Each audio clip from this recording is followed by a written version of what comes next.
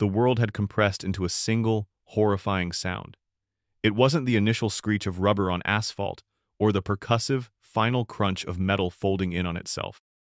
It was the sound that came after, a high, thin wail of a child, punctuated by the rhythmic, pulsing gush of something vital escaping. Maya Ramirez was on her knees on the shattered pavement, the sharp teeth of safety glass digging into her jeans. The air, thick with the acrid perfume of deployed airbags and spilled gasoline, burned her lungs. Her mind, a finely tuned instrument honed by 3 years in the chaos of a Level 1 trauma center ER, was a whirlwind of checklists and protocols.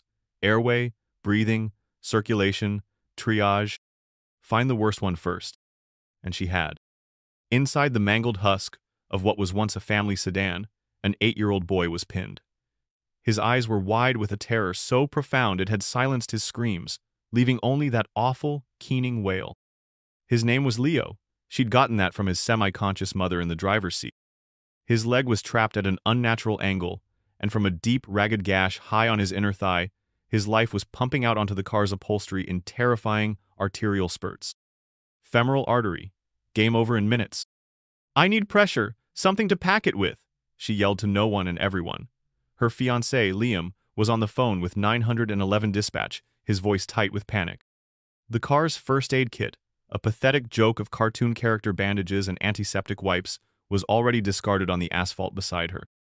The sirens were a distant, hopeful promise, but distance was a luxury this child did not have. Her eyes, wild and searching, scanned the chaotic tableau. The dazed truck driver, the weeping woman from the minivan, the growing crowd of helpless onlookers. Nothing. No blankets, no towels, no spare clothes thick enough to staunch this kind of bleed. Then her gaze snagged on her own car, parked hastily on the shoulder a dozen yards away, and on the object in the back seat. The box. The long, pristine, impossibly white box from Ever After Gowns. An image flashed in her mind, so vivid it was like a physical blow. The boutique's 3-way mirror, the soft blush of the velvet pedestal, the weightless whisper of ivory silk and French lace settling around her. 2 years of scrimping, of double shifts and packing lunches. Every spare dollar, every hoarded tip, poured into a single, perfect dream. A dream that was currently sitting in a cardboard coffin in the back of her Honda Civic. Leo's wail hitched, his breathing growing shallow. His skin had taken on a pale, waxy sheen. He was going into shock. He was dying. The choice wasn't a choice at all. "Liam!" she screamed, her voice tearing. "The box! Get the box!" He stared at her, his face a mask of incomprehension. "Maya, what?" Now. The single word was a gunshot that broke his paralysis. He scrambled to the car, fumbling with the door handle.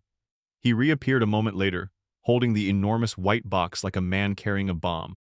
His eyes were wide with dawning horror as he understood her intention. "Maya, no. You can't," he breathed, the words lost in the wind. But she was already ripping the lid off, her fingers tearing at the delicate tissue paper. There it was, her wedding dress.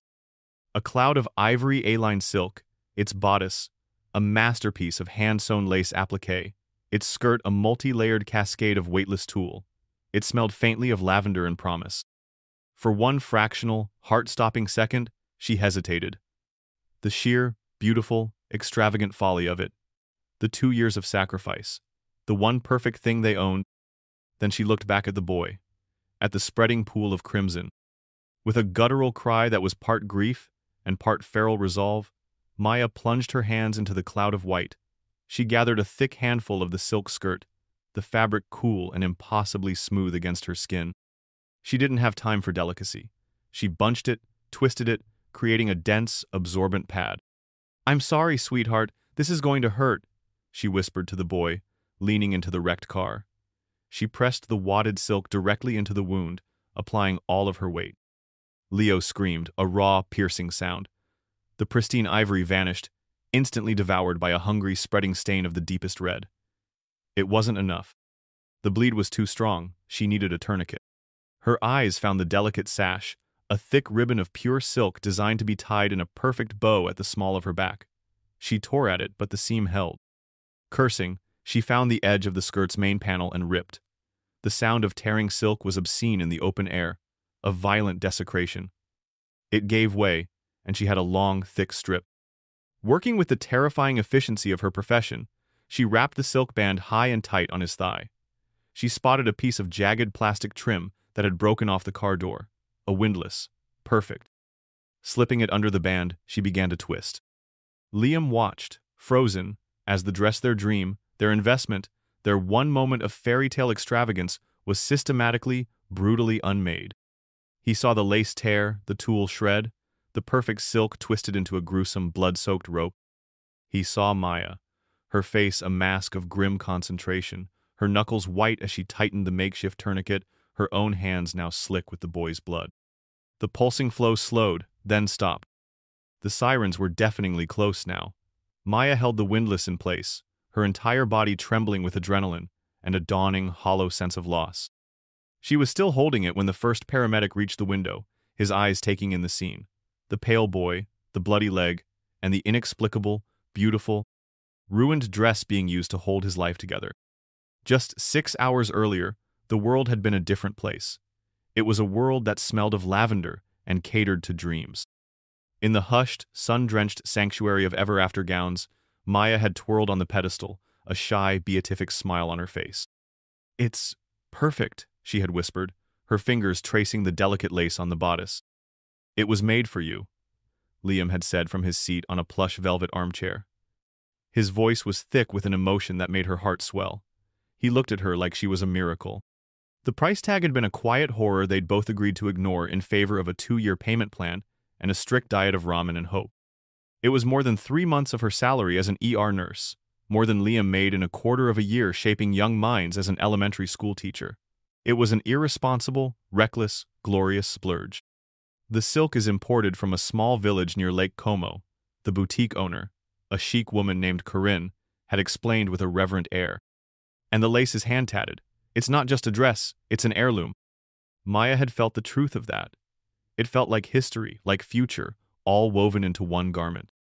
When Corinne had carefully packed it into the enormous white box, layering it with sheets of acid-free tissue paper, it felt like she was handling a sacred relic.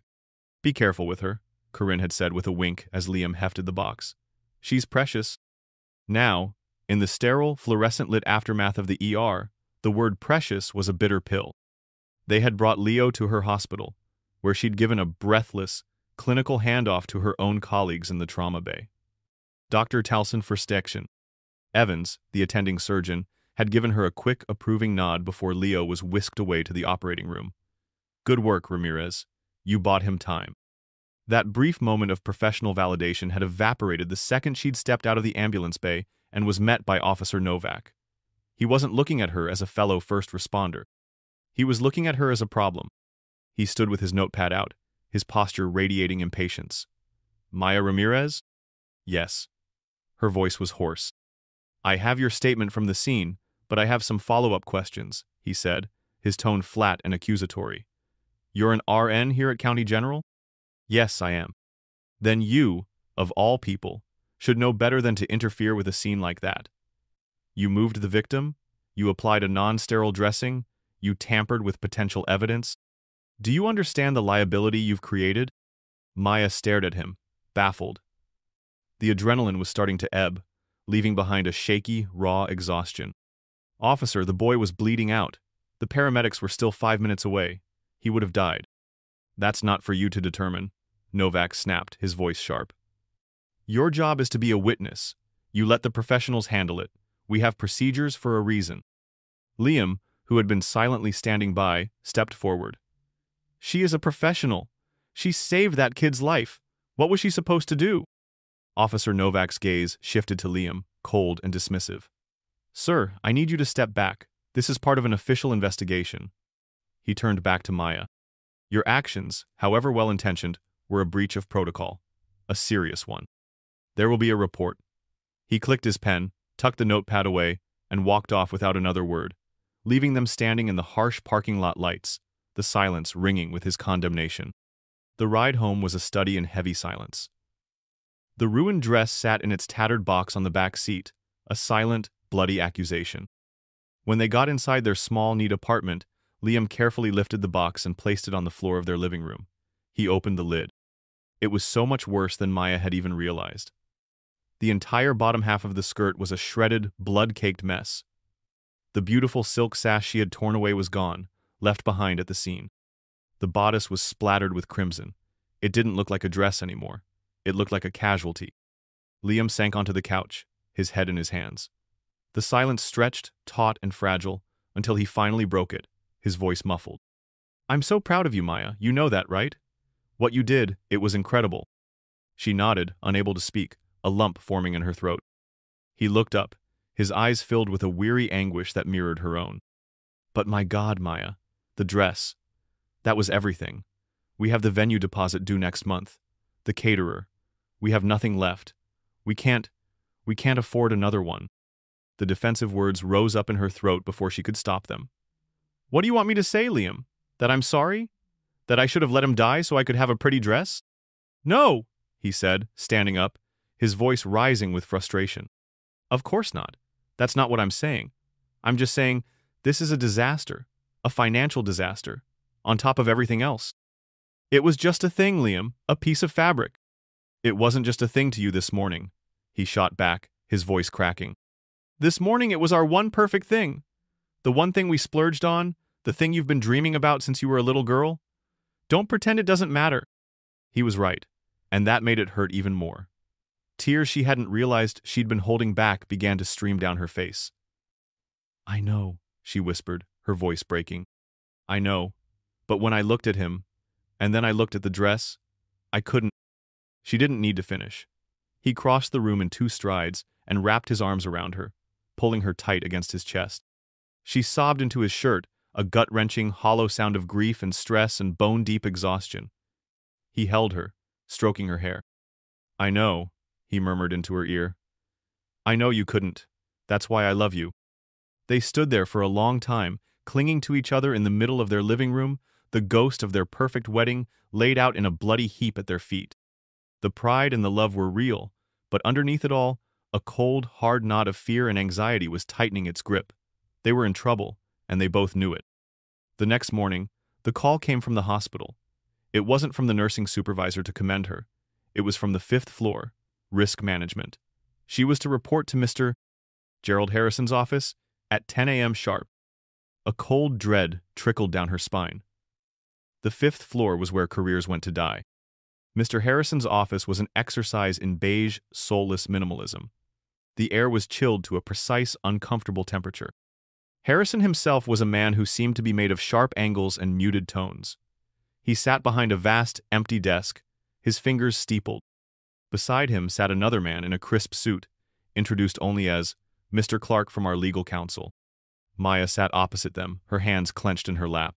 "Miss Ramirez," Harrison began, his voice as devoid of warmth as the room. "We've reviewed Officer Novak's report from yesterday's incident, as well as the preliminary statements from the paramedic team." He paused, letting the silence hang in the air. Maya felt a bead of sweat trickle down her back. "I see," she said quietly. "No, I don't believe you do," Harrison countered, his eyes like chips of granite. "What I have here is a report detailing a catastrophic breach of professional conduct and patient safety protocol. You, an employee of this hospital, engaged in a medical procedure outside the scope of your employment, using a non-sterile, unapproved personal item as a medical device. It was an emergency. I'm a nurse. I have a duty to act. Your duty is to not expose this hospital to litigation." Harrison's voice rose, a sharp, angry crack in the quiet room. "Do you have any idea what could have happened? That fabric, or whatever it was, could have been teeming with bacteria. If that boy develops a rampant septic infection in that leg, and his family decides to sue, who do you think they're going to name? They'll name you. And because you are our employee, they will name County General Hospital. The surgeon, Dr. Evans, he said I saved his life." "Dr. Evans is a surgeon, not a lawyer," Harrison snapped. "His opinion on the medical outcome is frankly irrelevant to the matter of your breach of policy. You acted recklessly. You put the patient and this institution at incredible risk." Mr. Clark, the lawyer, finally spoke, his voice a silken, dangerous purr. "The optics alone are a nightmare, Miss Ramirez." Maya felt like the air was being squeezed from her lungs.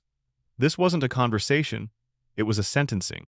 "Therefore," Harrison continued, leaning back in his chair with an air of finality, Pending a full investigation by the State Nursing Board, to whom we are required to report this incident, you are being placed on immediate and indefinite unpaid administrative leave. The words hit her like a physical blow. Unpaid leave. Nursing Board investigation. Unpaid? She stammered. But I didn't do anything wrong. I saved a child. What you did, Harrison said, his voice dropping to a cold, clinical whisper, was make a choice. And choices have consequences. You are a liability we cannot afford to have on the floor right now. You may collect your personal items from your locker. Security will escort you. She was escorted out of the hospital like a criminal, her mind reeling. The walk through the familiar halls, past the faces of her colleagues, was a blur of shame and disbelief. She didn't just feel fired, she felt erased. In the space of 24 hours, she had lost her dream dress, her financial stability, and now her career, all for doing the right thing. The public humiliation was yet to come. That evening, the story broke online. A local news affiliate ran a small piece about the crash, mentioning a nurse who had used her wedding dress to save a boy. At first, the comments were positive. What a hero. God bless her. Then Brenda Vance got a hold of it. Brenda was a local blogger who had built a brand on cynical, contrarian hot takes. Her site, The Vance Verdict, was notorious for its ability to turn any feel-good story into a sewer of doubt and recrimination. Liam saw it first, his face going pale as he stared at his phone. Maya, don't look at this. But she had to. He handed her the phone, and she read the headline. Hero or hazard? Nurse's wedding dress bandage stunt could have cost a child his life. The article was a masterpiece of insidious character assassination. It didn't call her a monster outright. It just asked questions. In an era of performative altruism and social media grandstanding, one has to ask, was this selfless act truly about saving a life, or was it about securing a viral moment before the big day? Brenda Vance had somehow gotten an anonymous quote from a hospital insider. Maya was certain it was Harrison who expressed grave concerns over the use of unsterilized materials in a trauma situation. She'd even interviewed a textile expert who talked at length about the chemicals and dyes used in high-end fashion, painting a picture of Maya wrapping the boy's wound in a toxic cocktail. While the impulse to help is laudable, Vance concluded, the road to malpractice is paved with good intentions.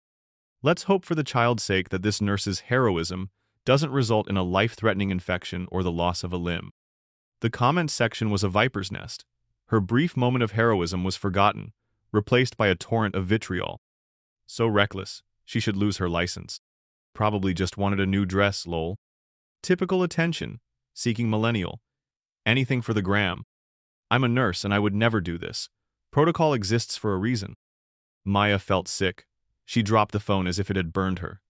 They weren't just questioning her methods, they were questioning her soul. They were turning her sacrifice into a selfish, ugly stunt. She curled up on the couch, wrapping her arms around herself, feeling a cold that had nothing to do with the temperature of the room. She was adrift, abandoned by her hospital, maligned by the public, and drowning in a sea of debt and despair. She was at her absolute lowest point when her phone rang 2 days later. It was an unknown number. She almost didn't answer, convinced it was another reporter or a troll who had somehow gotten her number. But something made her swipe to accept. Hello? She said, her voice small. Is this Maya Ramirez? The voice on the other end was a woman's, warm and gentle. Yes, who is this? My name is Susan Miller, my son is Leo. Maya sat bolt upright. Oh my God, is he okay? How is he? She heard the woman on the other end take a shaky breath, thick with tears. He's okay, he's going to be okay. He has a long road ahead, some more surgeries on his leg, but he's alive. The doctors, Dr. Evans, he told us what you did. Maya squeezed her eyes shut, fresh tears leaking out. He told us that if it weren't for you, Leo wouldn't have made it to the hospital, Susan continued, her voice cracking with emotion. He said that what you did with your dress, it was the only thing that could have worked. He said you saved his life, and you saved him from brain damage from the blood loss. I'm so sorry about your son, Maya whispered. No, Susan said firmly. No, I called to say thank you. My husband and I, we saw what they're writing online. It's disgusting. It's lies. Don't you listen to any of them, you hear me? You sacrificed your dream for our son. You are a hero to our family, Maya. You are our angel." The word hero sounded so foreign, so disconnected from the reality of her life for the past 48 hours. But hearing it from this woman, the mother of the boy whose life she had held in her hands, it was like a lifeline. It was a single, flickering candle in an overwhelming darkness. She clutched the phone, the mother's grateful words a shield against the storm, and for the first time since she had torn that beautiful silk, she felt a flicker of something she had thought was lost forever: hope. The email arrived on a Tuesday, a week after the crash. It was a week that had been filled with anxious, whispered phone calls with Liam about their budget, a grim consultation with a lawyer about the nursing board, and a whole lot of staring at the ceiling. The subject line was simple, formal, and utterly baffling. An inquiry from the office of Julian Croft. "It's spam," Maya said, ready to drag it to the trash folder. "Probably a scam trying to sell me a knockoff dress." "Wait," Liam said, leaning over her shoulder to look at the laptop screen. "Julian Croft? The Julian Croft? The guy who makes dresses out of, like, recycled metal and light beams?" "Exactly. Why would he be emailing me?" "Just open it," Liam urged, his curiosity getting the better of him. She clicked. The email was brief and written in a formal, slightly old-fashioned style. It was from an assistant named Genevieve, who wrote that Mr. Pointley's Croft had been following Maya's story with great interest and was profoundly moved by her actions. He wished to arrange a brief video conference with her at her earliest convenience to discuss the matter of the dress. They stared at the screen in disbelief. "This has to be a prank," Maya said, her voice a whisper. "Maybe Brenda Vance is trying to set me up for another hit piece." "Or maybe it's real," Liam countered, a spark of excitement in his eyes. "What have we got to lose? Our lives are already a dumpster fire. Let's see what the reclusive fashion genius wants." They agreed to the call, half expecting a pimply teenager in a basement to appear on the screen.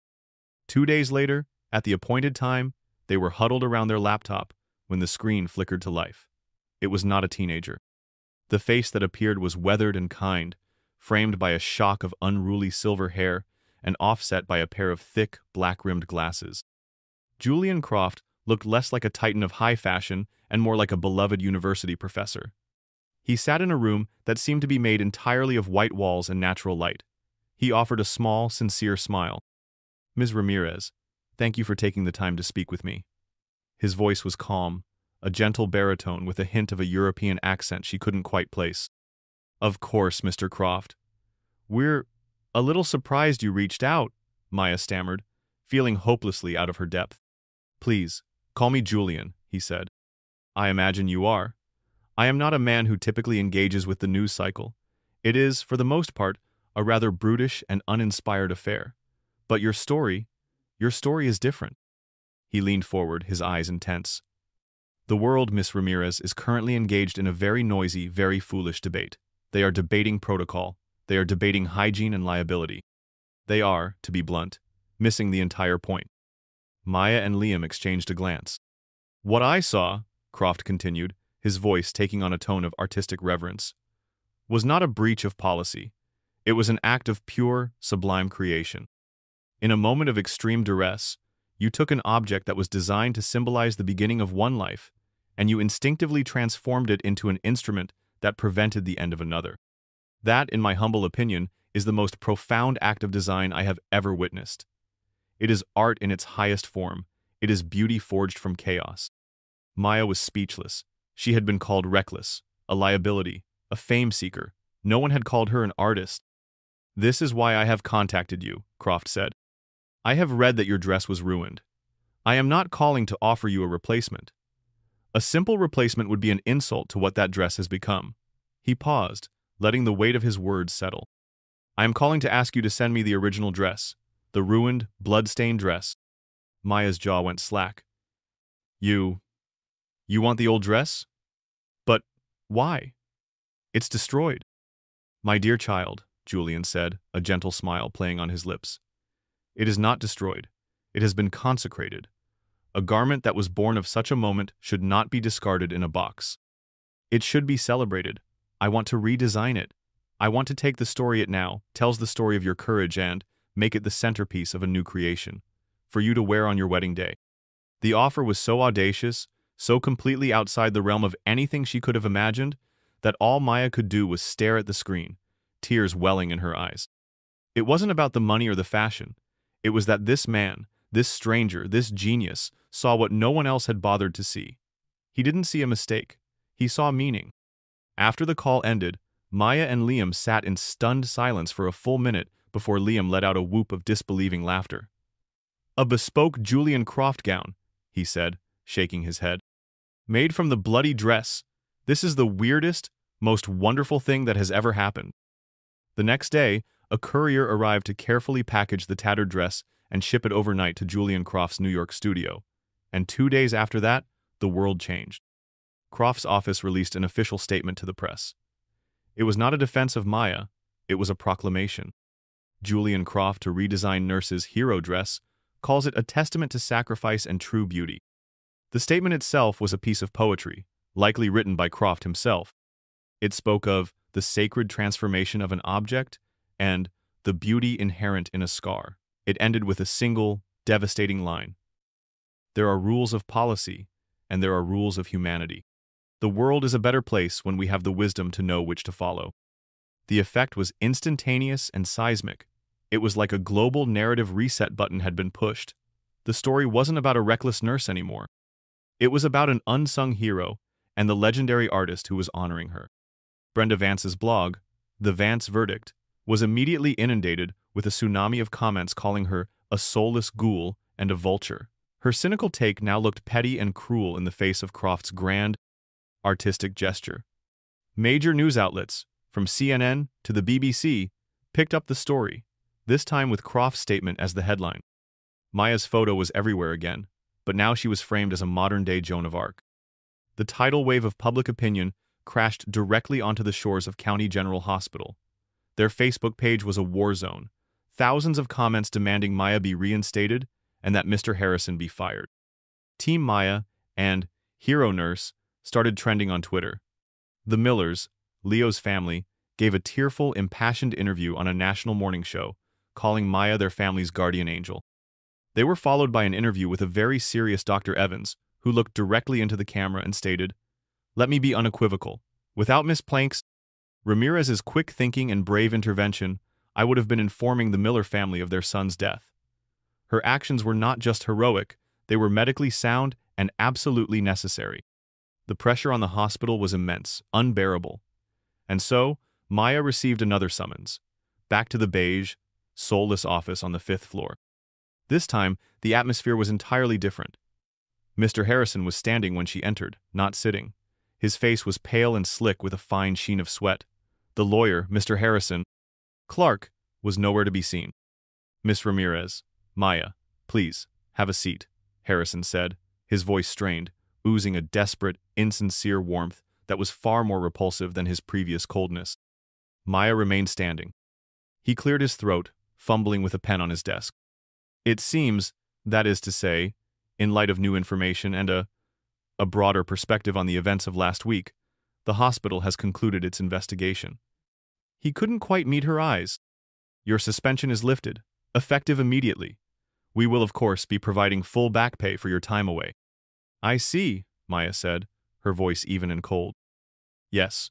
And furthermore," he pushed a piece of paper across the desk, "we would be honored if you would accept this official hospital commendation for your bravery and service to the community."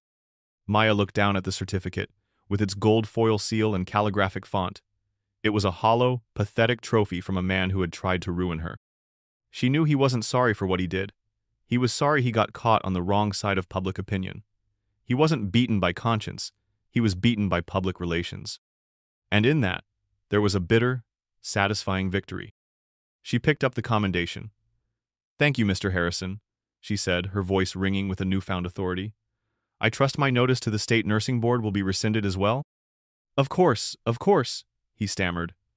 "That was merely a formality. It's all been taken care of." Maya gave him a small, tight smile that didn't reach her eyes. "Good." She turned and walked out of his office, the commendation in her hand, leaving him standing alone in his beige kingdom of fear. She didn't feel triumphant. Not exactly. She just felt free. The system that had tried to crush her had been forced to bend to a narrative of its own making. It was a strange and powerful feeling. Julian Croft's studio was nothing like she'd imagined. It wasn't a chaotic den of fabrics and mannequins, but a vast, white, sun-drenched loft in Soho that felt more like an art gallery or a temple. When Maya and Liam arrived, flown in first class, a dizzying experience in itself, they were greeted by Julian himself. He led them to the center of the room, where a single, long table stood under a massive skylight. Laid out on the stark white surface, on a bed of archival cloth, was her dress, or what was left of it. It looked like a battlefield relic, its stains a dark, rust-colored map of that terrible afternoon. Instead of disgust, Julian and his team treated it with a quiet, profound reverence. His top seamstress, a woman with wise, gentle eyes, handled the tattered silk with cotton gloves. "We must first stabilize the fabric," Julian explained, his voice soft.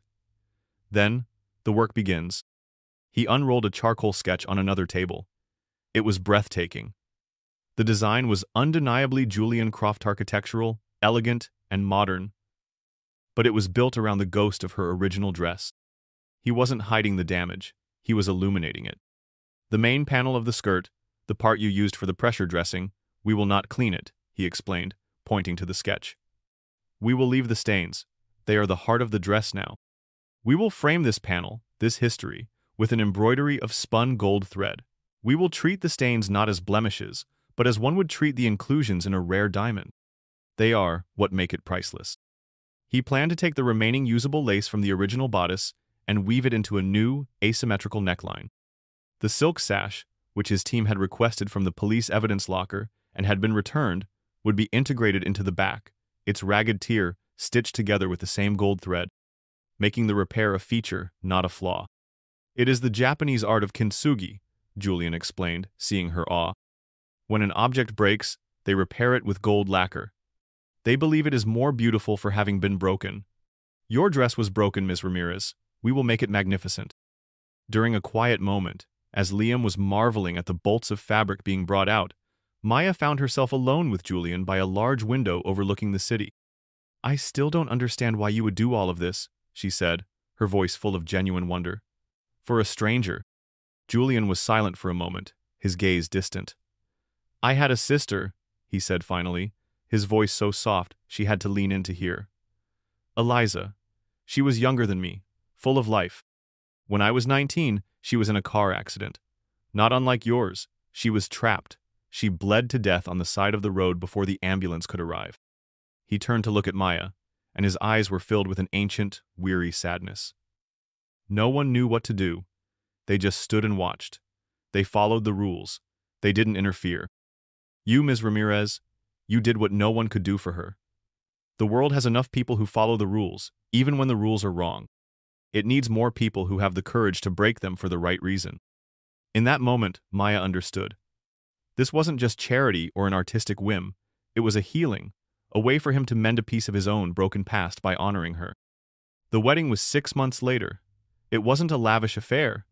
They held it at a public botanical garden, the same place they'd had their third date. But as Maya walked down the grassy aisle on her father's arm, a hush fell over the assembled guests. The dress was more than a dress. It was a story. The gown flowed around her, a masterpiece of ivory silk and breathtaking design, but everyone's eyes were drawn to the center of the bodice. There, framed by intricate gold embroidery that glittered in the sun, was the unmistakable russet-colored stain on the original silk panel. It wasn't ugly or gruesome. In the context of the magnificent gown, it looked like a medal, a badge of honor, a work of abstract art that pulsed with meaning. As she reached the altar, Liam's eyes were shining with tears.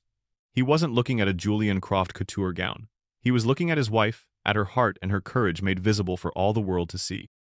In the front row, Susan and David Miller sat holding hands, watching with proud smiles. Beside them sat their son, Leo. He walked with a slight limp that doctors said would fade with time, but his smile was wide and bright. He was the page boy, and he held the rings on a small satin pillow, his eyes fixed on Maya with pure, unadulterated adoration. 1 year later, Maya and Liam's apartment was much the same, but it felt different, warmer, more settled.